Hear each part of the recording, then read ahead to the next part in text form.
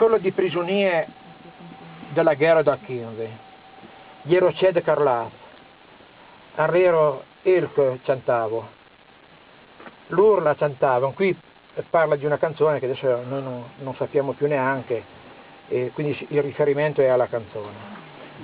Loro la cantavano, e il più bravo, mi ricordo, ero piccino, quando siamo venuti di là, i cantavano e i più bravo, quella canzone qui.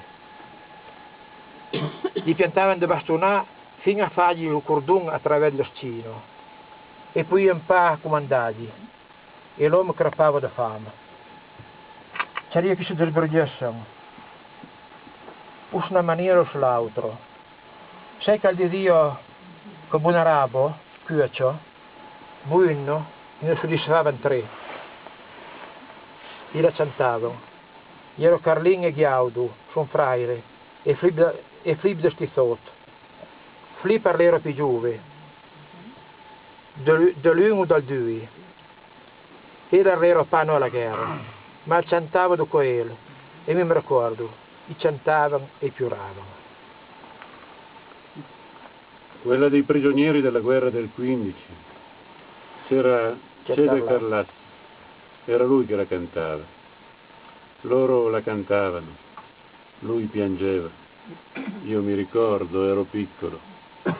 Quando sono arrivati di là, cantavano e piangevano, quella canzone lì. Gli davano delle bastonate fino a fargli un cordone lungo la schiena e non potevano comandarli e gli uomini crepavano di fame.